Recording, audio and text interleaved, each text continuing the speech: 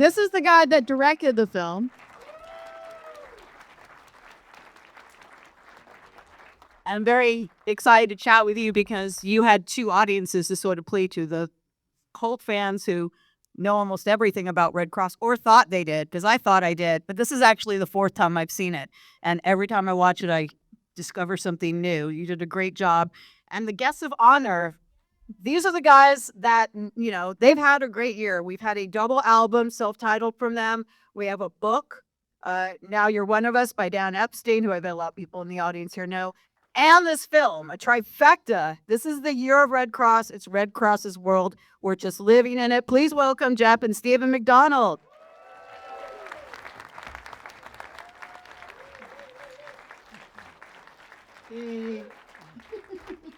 Congratulations on the year of Redd Kross.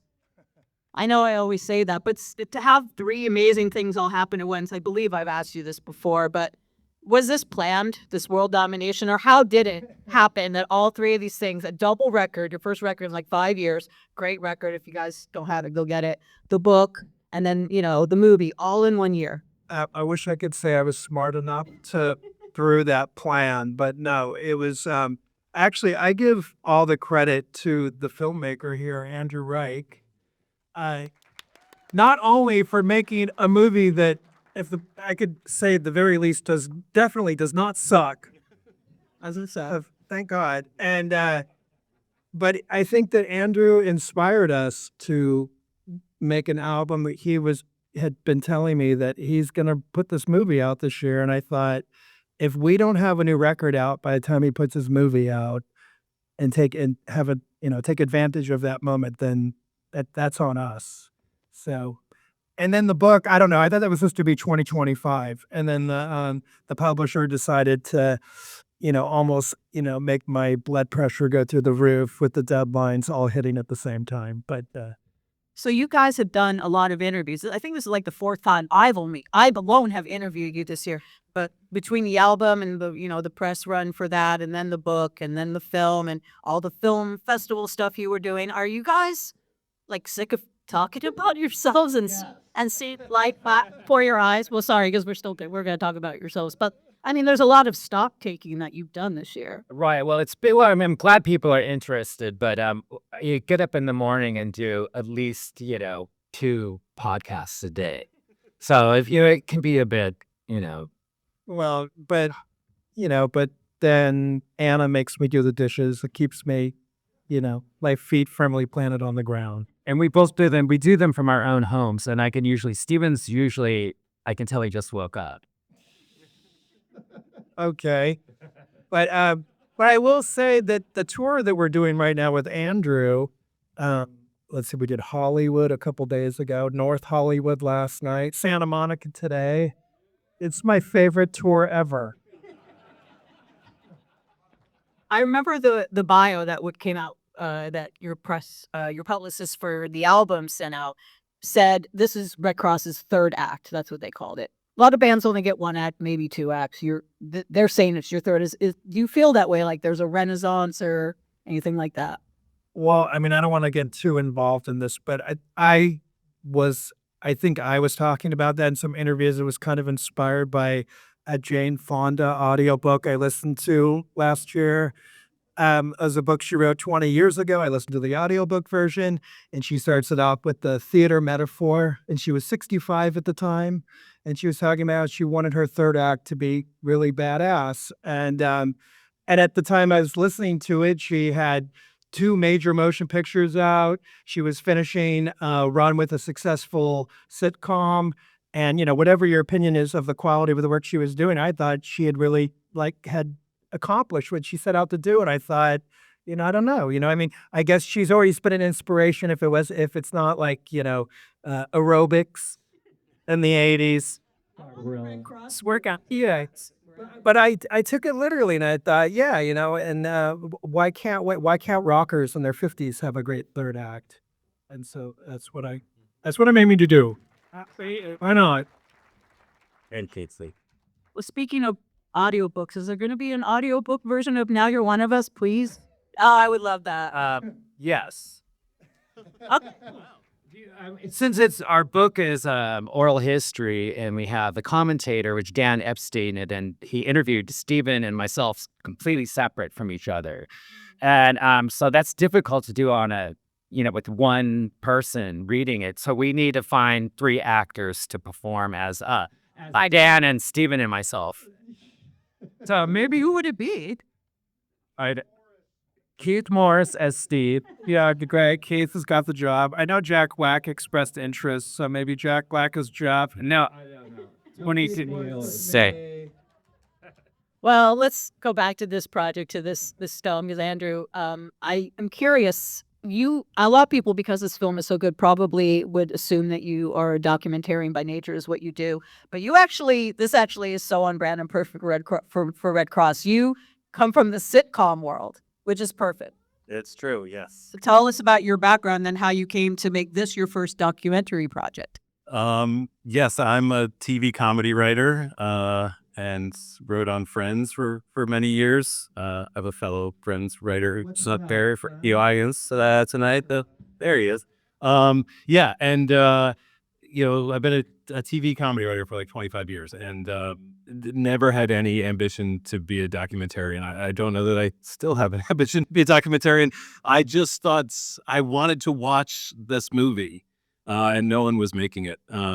I just felt like this story needed to be told. It was just such a great subject for, I don't think there are many bands that have a more interesting story than Redd Kross. I've been a fan since 1984 and just love the band and sensed that not only is the band incredible musically in their story, but I just sensed there were 2 great movie main characters, and which I think absolutely turned out to be true. So yeah, I don't know if I'll ever make another one.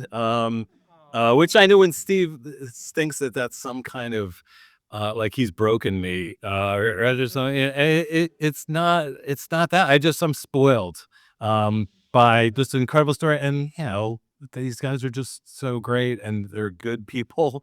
Which I don't think if you're gonna make a movie about a rock band, the odds are you're not gonna find that. So yeah.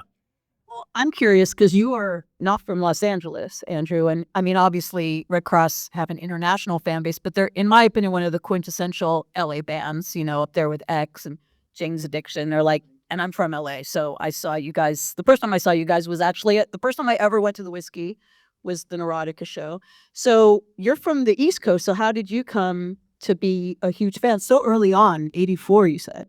Yeah, I mean, I was a punk rock kid in Morristown, New Jersey, and had a radio show, my high school radio station, playing punk and hardcore and trying to get free records by just writing away to all the little labels and Flipside and just Teen Babes from Monsanto showed up one day and just blew my mind. It was just just the most incredible record and shook me out of the sort of pattern I was in, which was just listening to super fast, thrashy hardcore. And that record just was not that, but was just so cool and mysterious. And so just, became a lifelong fan. And it's probably one of the things, reading Flipside, listening to Redd Kross. It was one of the things that drew me out here. Los Angeles just kind of called to me. There's so many. Wait, so we're the reason you came out here, then you ended up working on Friends for 8 years? Say. You're welcome. So, Andrew, when you decided to make this film, I know you guys don't like this quote where Variety said, like, most underrated band of all time or something like that. But there, I do feel like that's a thread in this film about that. And, I also think of the Sparks Brothers film, which there's some commonality there. It's brothers. It's an LA band. It's a band that has a cult following. Like, I guess I'm wondering what your motivation was. Were you trying to evangelize this band and be like, hey, or people need to know about this? Exactly. Yeah. I mean, that was it. I mean, it just felt like, to me, it really is. And I'm not saying this because they're here, but it's like, it's the Beach Boys and then Redd Kross in terms of Los Angeles bands, in terms of, consistent greatness over time and influence. Like, I think that, the Go-Go's are in there and the Bangles and the Runaways. I don't want to insult people who are in the audience. In the Pandora. and the Pandora's season. I don't want to lead people. But and I just felt like, yeah, they're a cult band, I guess, but a lot of cult bands are cult bands for a reason because their music is inaccessible to mainstream audiences, and I just don't think that that's really the case with Redd Kross. I just feel like if people are just exposed to their music and like rock and roll, like they're probably going to like them, and it just always just seemed unfair that they weren't better known, and bands who I think took so much from them, like, were household names and they weren't. So it really was, and the guiding light all along was just like, I didn't want to make a movie that was just for existing Redd Kross fans. I mean, I figured I wanted them to like it, but I just wanted it to be a film that was accessible to people that could walk in who'd never, heard a note of their music. And music. Thank you. Oh, one thing I definitely want to talk about is obviously this movie has a lot of laughs and a lot of lighthearted stuff, but the whole part about, like I said, I'm a big Redd Kross fan, but I learned stuff from this is, the whole runaway on the lamb kidnapping thing. It's a pretty big part of the movie, yet it's not the main thing in the movie. I think some people making a movie like that would almost want to make a true crime type movie where like it's all about that. It's this like heavy story or whatever. And it very definitely gets into that. But then it's like, and where we, and then later, and then it gets back to the fun stuff. So like, that's a delicate thing to do without it being jarring, which it wasn't. It was the hardest part of making the film for sure. I mean, I had a great editor, Aaron Elders, and the two of us just worked the hardest on that. Like, how do you get in and out of this story that is, a horrific story of a really traumatizing event, and the beginning of the film is so fun. You got this 11-year-old kid and they're playing, and it's also and then this extremely heavy thing happens, and then you've still got like most of the story to tell, and you want people to go back to having fun. And I say I did it like we sort of banked that turn with the Brady Bunch and the Partridge Family, which I think is partly how they sort of He did, yeah. Well, I mean, after that heavy event, I think we followed that one up with our most ridiculous album, Born Innocence. So, I mean, it got us going again. Was there any? Well, I would just say I think that one of the challenges that Andrew had telling our story is to fit 45 years into 90 minutes. I think he did it in 87.5. I think it's 89. 89 minutes. Okay, and I mean, it's brilliant. I love that you did that, and it's so organized. And you told him such a little, the narrative is easy to follow. You made sense out of our junk drawer, and you can clean my junk drawer any day. But the thing is, I think that classic storytelling, maybe like something. That kind of hair-raising, drama in a story that once again come in the third act, and the fact that Andrew had to deal with that subject in the beginning of the film, and yet it doesn't go off the rails. But that's how our life is, and that's what happened. But it didn't go on to define us, and it doesn't define the movie either. It's just something that happened, and then we continue on. And in our case, we processed the weird experience through, diving into creativity and obsessing on Linda Blair, or the Brady Bunch and the absurd, I suppose, in some ways. And that's what Andrew, I think I'm so glad that he handled all that in a way that I never could have, but that's exactly how we would want it. We wanted it to be handled. Absolutely. The last question I have about that specific thing was there any talk amongst you guys to not have that story in the film, just because it is kind of like this giant thing that kind of jumps out that's different from the rest of the film? It was up to Steve. Yeah, that was Steve's choice. Yeah, and then I think I heard Steve on a podcast tell the story, which was sort of the real spark that was the thing that put it over the top for me of like someone has to make a movie about these guys. And then I think the first time we really sat down to do interviews, I didn't know how forthcoming they were going to be about it.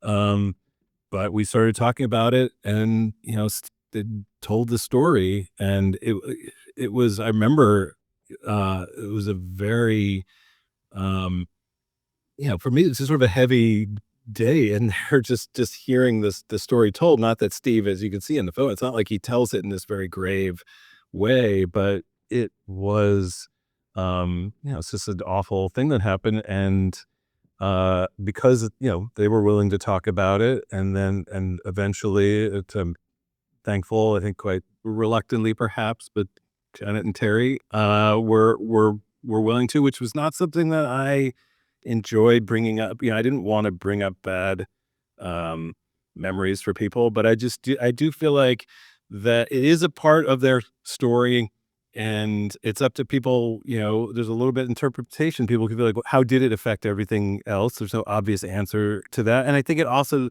for a scene that I really romanticize, like, I love reading everything I can about that early LA punk rock scene, and I just love all those bands. It all just seems like this incredible. There's a dark side to that time for sure that I think doesn't get told, and I think that's an important part of the history of that time. There were a lot of damaged people that were part of that scene, and young Steve had the misfortune of intersecting with one of them. Yeah, it's a cautionary tale. But then we get back into the fun stuff, and there's like all the absurdity and the footage that a lot of it I never seen, was pure gold. I don't know what that scene was where you're like dancing with the Hamburglar or like some kind of like McDonald's mascot. I don't know what public access show that was. Oh no, he's talking about It was a public access. That was Ann Magnuson and Craig Roos. no, but what was her name? Kathy. No, and Summer Caprice. Oh yeah, that It was. was a Summer Caprice public access show called Decoupage. You can find it on YouTube. It's And really worth checking. Was that LA based? Or yeah, Southern California? Tell me about some of this gold mine of stuff you found. Like, what was the coolest stuff that you found and dug up? Like the Mickey thing where you're, I don't know what live show that was from, but just every clip, I just was smiling ear to ear. And where'd you find all that? Well, that performance where we're singing "Oh Mickey, You're So Fine," that was filmed in the revolving restaurant above what used to be the Holiday Inn on Highland and Franklin. When they had a TV, MTV was The Cutting Edge or something. It was Peter Zaremba of this. Higher West is the Cutting Edge. That was I from there. love about it. Yeah, that was. I discovered Madonna through that show, literally. Oh, really? And Specimen. So it would have been around the same time as your Madonna discovery. Easy. And then there's a Madonna tie as well. What were some of the other things? Any of you can answer this about? It's like a gold guys. I was like the archaeologist. I mean, Jeff gave me early on like a box of VHS tapes, which I then had to buy a VCR and like go through meticulously to see what was. And there's, you find amazing stuff. That Sofia Coppola Tonight Show thing was a great find. But then stuff. I mean, the good thing about it taking 9 years to make this is this stuff turned up quite late in the game. I was trying. There's a live performance from the Neurotica era. I think we use Peach Kelly Pop or Play My Song. It's a well shot. And I was talking to the company that licenses that. It's from this French show, Music California. But he's like, oh, are you interested? I have Redd Kross's first television appearance from New Wave Theater. Would you be interested in seeing that? And it was just like, I had no idea that existed. I don't know what the deal is with it, because it's not on any of the New Wave Theater like DVDs or anything. And so that when he gets back and Jeff says like he was no longer Jimmy Osmond, and there's that thing of him singing an early version of Every Day There's Someone New. I mean, that was incredible, because it's whenever you can find for an underground band from that era something professionally shot, because most of it is just someone with an early camcorder in the and the audience behind someone tall or something. It's just like, I mean, that was the thing. I felt so bad for you that we didn't have like a booty of like old gray whistle tests, for you to work with. You had to work with what, just like bits and scrap. Yeah, I saw the Wham documentary, which I thought was great, but I was just like, God, this you have so easy. Like, it's just nothing but footage from television. It's just so much footage of Wham. It was just like, you guys don't know what it's like. Actually, one thing that was awesome about that Wham documentary is Andrew Ridgeley's mother had kept scrapbooks like literally, she had like 60 scrapbooks of like everything Wham ever did. Did you guys have scrapbooks, or did your parents have scrapbooks of like your stuff? My mom is a collector of Redd Kross concert T-shirts. Which you see in the film. Yeah, very rare ones. Some I had myself and sold on eBay for thousands of dollars, and she has unworn. Yeah, don't give out the address. That's the But yeah, yeah. I mean, I don't. We did. There was nothing really to save. I mean, in those early days, people didn't even really take photos. Yeah, but you did. You had stuff. You gave me. I mean, it was a junk drawer full. But those boxes you gave me, there was fan letter. It was all mixed together. It was like clippings from fanzines, fan letters. You were more the archivist. Like you had boxes of stuff that you just dumped on me, and like I was able to go through. But you're right. There was not. It's hard to come. Well, basically, I mean, maybe you reduced it, but eventually it turned into two just like sort of Home Depot tubs that at some point ended up at my house. Recently ended up at my house because Andrew was so sick of it. Yeah. get rid of those tubs. And then they ended up in my living room, eventually in Jeff's garage. We played hot potato with it for a little bit. But basically, he cobbled together the whole story with a bunch of great interviews and then 2 tubs of artifacts. So did I understand you correctly that the album that came out this year, the double album, self-titled Redd Kross, this movie sort of inspired it? Well, it definitely inspired us. Like, it put the fire under our ass to get it done. And I would say, but we saw a very early cut of the film, and there was a couple of songs on the record that definitely were inspired by what we saw. And then also just this whole reflection, like we've been doing, like we did interviews in 2023, like six months worth of interviews with Dan Epstein for the book. And so just that whole process of reflecting, I think kind of inspired what turned out to be, a double album, an 18-song. We are not really known for being prolific songwriters. So I would say that we owe Andrew a lot, and anybody who cares about us owes Andrew a lot because he really kind of inspired a lot of activity from us. Plus, I'm the most thrilled by all of it, but it was so cool. I did ask them to write a song for the closing credits, and and I did ask, like, could you write a sort of origin song? And in that they're like, here it is. It's just like, oh my god, this is amazing. And then it was just like, yeah, we're writing now. Like, I think that kind of kickstarted some songwriting, and now, I mean, that it really is like this new record may be the best Redd Kross record ever. So it's really cool. So I think from now on, we're just going to need prompts from Andrew. Like, what should we write about? Give us an idea. What do you want? What do you want from us? Is the Born Innocent theme Oscar eligible? Will be submitted. The Golden Globe already happened. But No, I don't. no, nothing would make me happier than Redd Kross getting an Oscar nomination, going to the Oscars. That would be the best. Stranger things have happened, I guess. It's also my understanding that the Redd Kross album was sort of inspired by another much longer documentary, Get Back. Oh yeah, we'll hear. Well, Eyewitness Deeds. That's my trip. That's his jam. No, I've talked about it a few times, but that, we all watched Get Back, the 6-hour Beatles documentary. And that happened in 2023.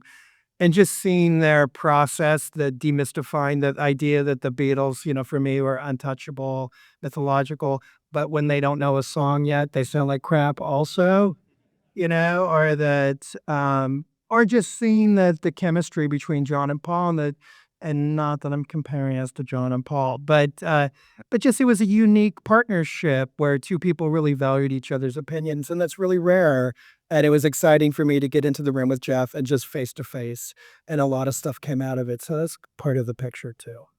It's interesting because if people want a longer story of Redd Kross, there is not a 6-hour version of this, but there is the book. Wait, is there a 6-hour version? Well, there's going to be a DVD, I think. Yeah, there will be a DVD, Blu-ray, and that's the next thing I'm working on is the special features. I mean, I have so much amazing stuff that, I think the fans will definitely want to see and that I thought was amazing, but I just was determined to like keep the movie tight. So that stuff will be special features on the DVD. And will the 700-page transcript ever be made available? Yeah, it wasn't quite 700 pages. Yes, that was the thing I did because I didn't know how to really make a documentary. Well, yeah, I sort of wrote an oral history made up of all the clips from all the interviews and which reads, it does read like an oral, and it was, that first cut, which was made just from that sort of script, was like 5 hours long. But no one would want to watch it. It's just talking heads. I mean, it's just like, I mean, I think I probably want to watch it. Yeah, I'm sure.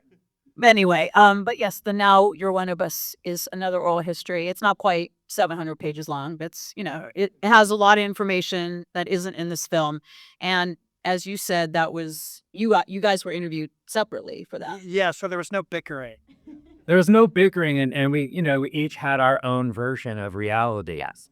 And we didn't know until we actually read the book back together. Steven and I were driving to San Francisco to do a screening of the film, and we had to read the book and go over it because they were getting ready to do the final cut. And we were reading it to each other essentially, and it was like amazing, like how differently you can see the same situation. It was, it was like, we live in a Rashomon type, existence. But that's what was really fun. I thought that was a really funny aspect of the book. It definitely is there's a few solo interviews in this film, but most of the interviews of you are together. And sometimes you do see that bickering or that friction. I think it's very sibling-like, and it's actually, I don't know if the word's adorable, but it's kind of cute to see on screen. But I am interested in the challenges it posed to either of you, or particularly to you, Andrew, to be doing interviews where there'd be a little tension or disagreement about how things happened. No, I mean, that was gold when you got that stuff. I mean, I wasn't trying to bait. I wasn't trying to bait them into it. Yeah, right. But maybe one time I baited Jeff. You could see when I baited Jeff. But when that stuff happened, it was just like, it was kind of great, because I was seeing, we hung out a bit. I saw the dynamic, but you wanted to get it on camera, and I do think it's just siblings, right? It's just like anyone with a sibling can kind of relate to that. It's not like they're at each other's throats. There's no, it's not contempt for each other or anything. It's just like they disagree. They remember things differently, Or we're both just very right. We'll say. Well, Simultaneously. so we had a great year this year. We had the album, the book, the film. When is this extended DVD thing going to come out? when I On the spot. I'm hoping March. I'm hoping like by March that'll be done. That's what it's what this Isn't he done enough? there's so much. I mean, there's so much I want to put in, and it's just a matter of like cutting all those things. There's certain things that I had. There's a Desperate Teenage Love Dolls series, and Jordan and Jennifer Schwartz are here tonight. So yeah, there's a great, for the people that know those films and love those films, like that is done. I sort of cut it with those, interviewed them and Dave Markey, and it's all, and I just lifted it out. So that'll go right onto the DVD. Same thing with, some other, there's a lot about, this, like that Santa Monica Pier show that opens the film, like the story of that, of Jeff taunting the suicidal tendencies guys and them getting like kiwis thrown at them and all that. I mean, there's an extended section about that the fans will love. So there's certain things that were cut and ready and in the film, and I just said, like, I think we these are the things that have to go, but they'll be on the DVD. I should also say, because I keep forgetting, I know you're probably gonna, but Born Innocent Redd Kross is the handle on like Instagram and the Facebook and social media, and any posts, if you want to follow, go to redcrossfilm.com and sign up for email updates. And we're rolling this out. The tour for the film will continue. It's like going to cities all over the place, but this is going to be a word of mouth thing. We have this great distributor, and they're doing an amazing job. But a lot of theaters are like, we don't know who Redd Kross is, and so it's just, we need them to be educated, and just people posting and spreading the word is so huge and appreciated. I always forget to say it, so I'm saying it now. I'm sure everyone here is going to spread the word. The last question I'll have for you guys before we take some questions from the audience is, like, kind of jokingly at the beginning of this interview was like, are you sick of talking about yourselves? You're like, this is your lifestyle thing. But a little bit of a cliched question, but with all this stock taking between all the projects and all the interviews you've done, like, have you had any takeaways looking back on the past 45 years about your career? Any revelations? No.